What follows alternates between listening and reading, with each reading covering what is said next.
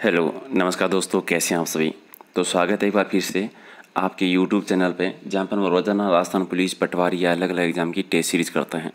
तो आज राजस्थान पटवारी का एक और पेपर हम कवर करेंगे और इस पेपर में हम हिंदी और राजस्थान जी के दो चीज़ें कवर करेंगे, मोस्ट इंपॉर्टेंट 50 क्वेश्चंस। तो देखते हैं कितनी आपकी तैयारी है और कितने आप सही कर सकते हैं। तो आराम से पूरा पेपर देना है और सोच समझ के आंसर देना है। जो भी आपका स्कोर बनता है वो लास्ट में बता देना है। देखिए, एक चीज़ मैंने बहुत दिनों से नोट की है, बहुत कम बच्चे होते हैं नॉर्मली, अगर 5,000 या 10,000 बच्चे अगर वीडियो देखते हैं तो उसमें 15, 20 या ज़्यादा से ज़्यादा 100 बच्चे होते हैं जो अपना स्कोर बताते हैं। ठीक है, अब देखिए एक चीज़ थोड़ा सा आपको समझना पड़ेगा, और हालांकि मैं नहीं कहता कि आपको ये करना ज़रूरी है, लेकिन एक चीज़ ज़रूरी है। आप वीडियो ओपन करेंगे, 2 क्वेश्चंस देखेंगे और निकल जाएंगे, तो ये कोई तैयारी करने का कोई ज़रिया नहीं है। ठीक है, ये जो हम टेस्ट करते हैं ना, इसका मतलब होता है कि आपकी इसमें प्रैक्टिस हो रही है। ठीक है, जो आपने पढ़ा है, जो आपने थ्योरी कवर की है, जो आपने याद किया है, उसका आपका रिवीजन हो रहा है, आपकी प्रैक्टिस हो रही है। और जो छोटी छोटी गलतियां जो होती है आपकी क्वेश्चन सोल्व करते टाइम पर, सडनली आप गलती से दूसरा आंसर चूज कर लेते हैं, छोटी छोटी गलतियां, उनमें सुधार आता है नहीं प्रैक्टिस की वजह से। तो 4 क्वेश्चन देखने से, 5 क्वेश्चन देखने से कुछ फ़ायदा नहीं है। तो आप कम से कम पूरा वीडियो देखिए डेली। अगर आप चाहे वीडियो दिन में 1 देखें या 2 देखें या 10 देखें, पूरा देखो और उसमें देखो कितने क्वेश्चन आपके गलत हुए हैं, कितने सही हुए हैं, और गलत जो हुआ है वो क्यों हुआ है, ताकि जो गलत हुआ है उसको याद करें, ताकि दोबारा जब भी कोई भी टेस्ट दें, कहीं पर भी टेस्ट दें, वो आपका गलत नहीं होना चाहिए। ठीक है, तो तैयारी जब कर रहे हैं तो इस तरह से करें कि जो आपने पढ़ लिया वो अगर एग्जाम में आ जाए तो गलत नहीं, चाहे वो बुक से पढ़ो, चाहे वो यूट्यूब से पढ़ो, या चाहे वो कहीं कोचिंग में या ऑनलाइन कहीं पर भी पढ़ा हो, जो पढ़ रहे हो वो गलत नहीं होना चाहिए। तैयारी यही होती है।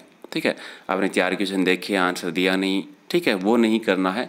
बाकी देखिए आपकी जीवन है, जहाँ तक मेरा एक्सपीरियंस है या फिर जो मैं सोचता हूँ, हालांकि मेरी कोई टीम नहीं है काम करने की, मैं अकेला काम करता हूँ, तो मैं कोशिश करता हूँ कि कम से कम एक पटवारी का, एक राजस्थान पुलिस का पेपर तो मैं डेली आपको प्रैक्टिस के लिए दूँ। PDF भी अपलोड करवाता हूँ ताकि आप रिविजन कर सकें। ठीक है, और बाकी अगर आपको पसंद आता है तो लाइक करके, शेयर करके आप सहयोग कर सकते हैं। अगर आपको पसंद नहीं आता तो आप डिसलाइक भी कर सकते हैं। ठीक है, लेकिन मेरा ये सिर्फ एक ही चीज़ कहना है, जब एग्ज़ाम नज़दीक है कभी भी आपका हो सकता है, तैयारी जब करें तो इस तरह से करें कि जो आपने पढ़ लिया वो गलत ना हो। ठीक है, कम से कम एग्जाम में जब आप क्वेश्चन देखो और आपको ये लगे कि ये क्वेश्चन तो पता था मुझे लेकिन आंसर भूल गया, बस ये चीज़ नहीं आनी चाहिए। आपका कोई क्वेश्चन ऐसा आ गया जो आपने नहीं पढ़ा है, वो गलत हो रहा है तो थोड़ा आपको बुरा नहीं लगेगा, लेकिन जो आपने पढ़ा है वो अगर आपने गलत किया तो आपको बुरा लगेगा। उसकी वजह से अगर आप रह जाते हैं तो और भी ज़्यादा बुरा लगेगा। ठीक है, तो कोशिश कीजिए कि आप कोई भी, जहाँ कहीं भी अगर कोई पेपर दें, को अच्छे से तरीके से दें, और ख़ास तौर से जो जो क्वेश्चन गलत हुए हैं उनको आप एक बार देखें या फिर लिख लें कि ये गलत हुआ है, ये दोबारा गलत नहीं होना चाहिए कभी भी। समझ रहे हो चीज़ें। बाकी चलिए, मैं आपका ज़्यादा टाइम वेस्ट नहीं करूँगा। नॉर्मली मैं कभी क्लास के स्टार्टिंग में इतनी बातें करता नहीं हूँ, पहले क्वेश्चन से स्टार्ट कर देता हूँ। पहले चलिए शुरू करते हैं पहले क्वेश्चन से। उल्लास में कौन सी संधि है ये बता दीजिए। उल्लास में कौन सी संधि आती है? उल्लास में आती है व्यंजन संधि, यानी राइट आंसर आपका हो जाएगा 1 नंबर। दूसरा आपकी अंधे हाथ बटेरे लगना। ठीक है, अंधे के हाथ है बटेर लगना, इससे लोकोक्ति का मतलब बताना है। अंधे के हाथ बटेर लगना यानी बिना मेहनत के ही हासिल हो जाना, कुछ मिल जाना, उपलब्धि हासिल होना, बिना मेहनत के उपलब्धि हासिल होना। 3 है कि इन तिलों में तेल नहीं है। इस लोकोक्ति का मतलब क्या है?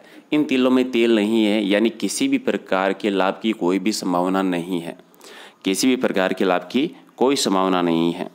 चौथा है कि अंगारे उगलना। अंगारे उगलने का मतलब क्या होता है? अंगारे उगलना यानी कठोर वचन कहना। ठीक है, बुरा भला बोलना कह दीजिए सिंपल भाषा में। तो 3 नंबर आपका राइट आंसर। अगला है कि कलीजा फटना। कलीजा फटना का मतलब क्या होता है? कलीजा फटना यानी असहनीय दुख होना, ज़्यादा दुखी हो जाना, असहनीय दुख होना। 4 नंबर आपका राइट आंसर। अगला है कि किस क्रमांक में सभी शब्द जो है शुद्ध है। चलिए, शुद्ध शब्द की पहचान करने की कौन सी जोड़ी में? अत्यधिक और अनधिकार। ठीक है, तो 3 नंबर आपका एकदम सही है। चलिए, राइट आंसर हो जाएगा 3 नंबर। नेक्स्ट आपका है कि इनमें बता दीजिए कि सभी शुद्ध शब्द का चयन करना है कि कौन कौन सा आपको शुद्ध लग रहा है। तो पुष्टि सही है, प्राप्ति भी सही है, तो प्राप्ति पुष्टि दोनों शुद्ध है, तो 2 नंबर आपका सही है। अगला है कि किस क्रमांक में शुद्ध शब्द है। इनमें से शुद्ध शब्द का चयन कर लीजिए, कौन सा है? सुशोभित, तो पहला ही जो है वो आपका सही है, सुशोभित। तो सुशोभित हो जाएगा 1 नंबर आपका राइट आंसर। चलिए, क्वेश्चन नंबर 9 में एक और आपका शुद्ध शब्द की पहचान करनी है कि शुद्ध शब्द कौन सा है। तो बता दीजिए इनमें से कौन सा आपका? प्रशंसा, तो पहला ही सही है, प्रशंसा। 1 नंबर आपका राइट आंसर। 10 है कि इनमें से आपको शुद्ध शब्द का चयन करना है। 10 में बता दीजिए कौन सा शुद्ध शब्द लग रहा है। ऐतिहासिक है, ऐतिहासिक पहला ही सही है आपका। क्वेश्चन में 11 कि इनमें से कौन सा वाक्य है जो शुद्ध वाक्य है। सारे आराम से पढ़ो कौन सा लग रहा है। पहले घर में केवल एकमात्र दरवाजा, घर में केवल एकमात्र है तो ये गलत हो गया। निराशा की बदली छाई हुई है, निराशा की बदली छाई हुई, ये सही है। 2 नंबर आपका सही है। नेक्स्ट आपका है कि शुद्ध वाक्य का चयन करना है। शुद्ध वाक्य कौन सा है, सारे आराम से पढ़ो।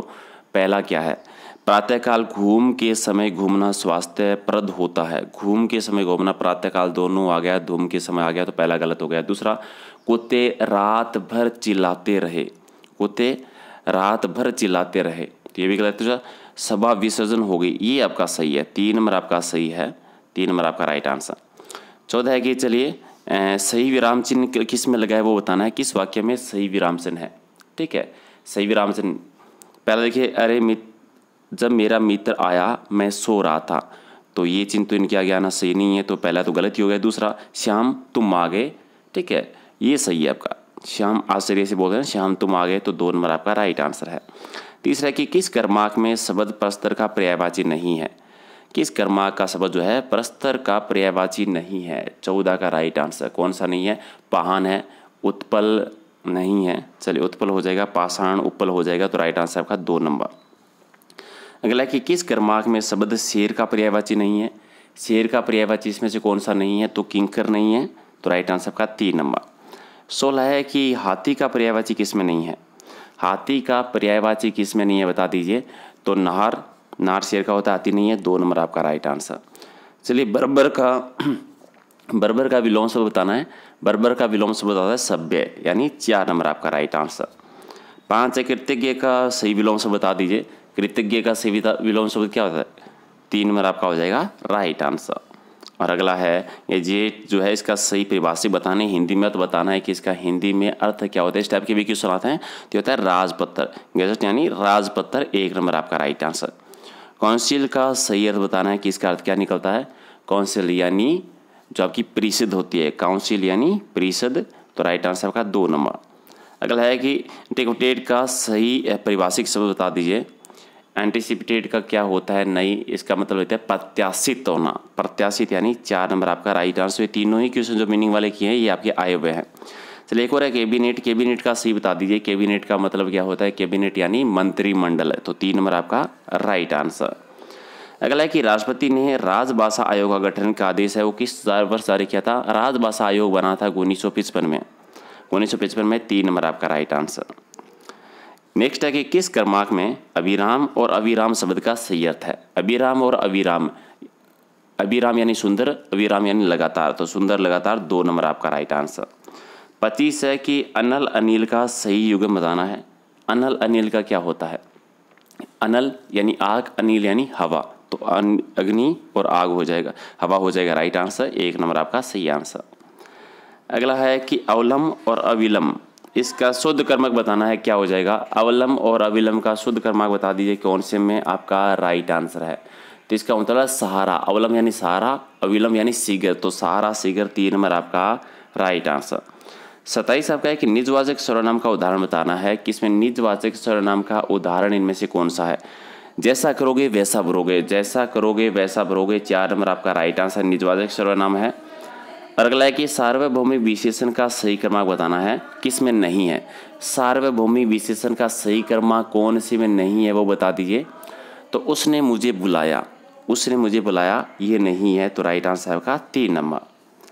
अगला है कि किस कर्माक में अकर्म क्रिया नहीं है। अकर्म क्रिया किस में नहीं, पहचान कीजिए। पहला है वह प्रतिदिन पढ़ने जाता है, उसका सिर खुजलाता है, ये भी है। वह पार्क में दौड़ता हुआ भी है। वह अपना सिर खुजलाता हूँ, वह अपना सिर खुजलाता है, ये नहीं है, ठीक, तो राइट आंसर आपका 4 नंबर। अगला है कि किस कर्माक में यण संधि का नियम लागू होता है। यण संधि का उदाहरण बताया नॉर्मली, और ये परीक्षा में हो जाएगा, पहला ही सही है आपका। क्वेश्चन 31 है कि किस कर्माक में सही संधि विच्छेद नहीं है। सत धन मार्ग, तो कौन सा नहीं है, वागीश वाला सही नहीं है, वाग धन ई से 4 नंबर हो जाएगा राइट आंसर आपका। नेक्स्ट है कि मुम्मल क्या है। मुम्मल जो है ये क्या है, मुम्मल है एक लोकगीत है।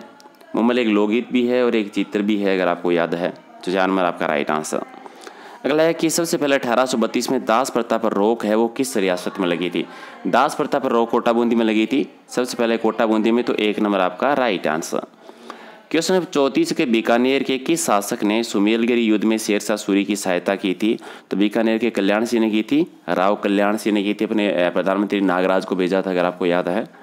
चलिए नेक्स्ट है कि राजस्थान में प्रजामंडल और प्रजामंडल आंदोलन को प्रोत्साहन मिला था।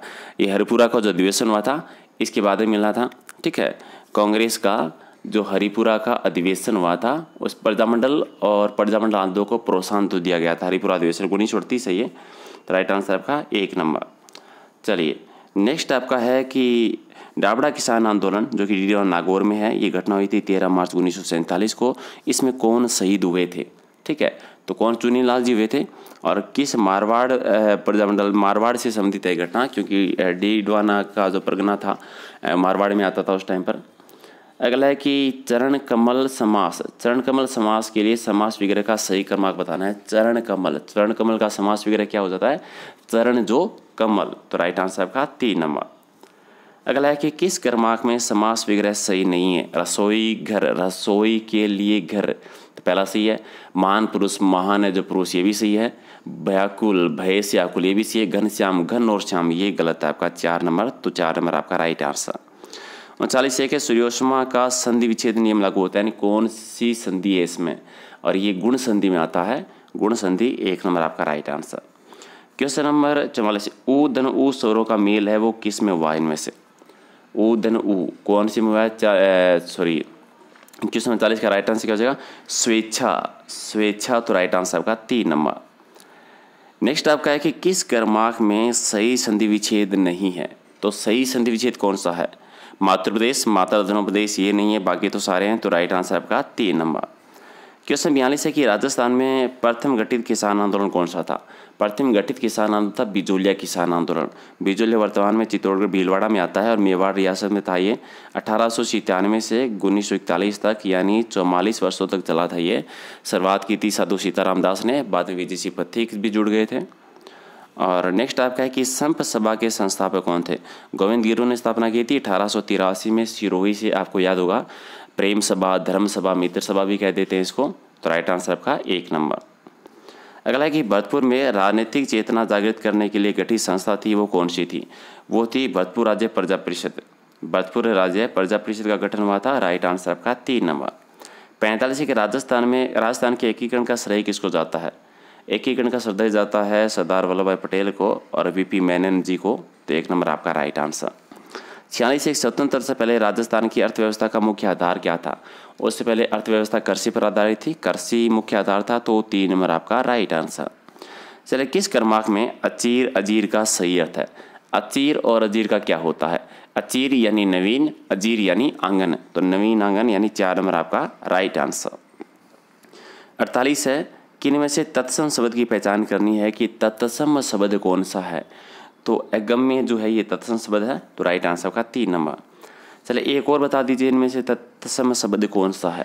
49 का राइट है तत्सम शब्द, यानी उल्लूक जो है ये आपका तत्सम शब्द आता है, तो 1 नंबर आपका राइट आंसर। 50 है कि इनमें से तद्भव शब्द की पहचान कर लीजिए। तद्भव शब्द कौन सा है। लोहा, लोहा जो है ये तद्भव शब्द में आता है, तो 3 नंबर आपका राइट आंसर। और नेक्स्ट है कि इनमें से तद्भव शब्द की पहचान कर लीजिए कि तद्भव शब्द है वो कौन सा है। तो क्या उनका राइट आंसर क्या हो जाएगा, हल्दी जो है ये तद्भव शब्द में आता है, तो राइट आंसर का 3 नंबर। चलिए ये थे 51 क्वेश्चन और कितने सही के कमेंट करके बता देना। अगर आपको हमारी छोटी सी मेहनत अगर पसंद आती है तो वीडियो को लाइक और शेयर कर लीजिए, सब्सक्राइब कर लीजिए। और अगर आपको पसंद नहीं आता है तो हम किस तरह से आपको खुश कर सकते हैं, अपने सुझाव, अपना कमेंट जरूर दीजिएगा।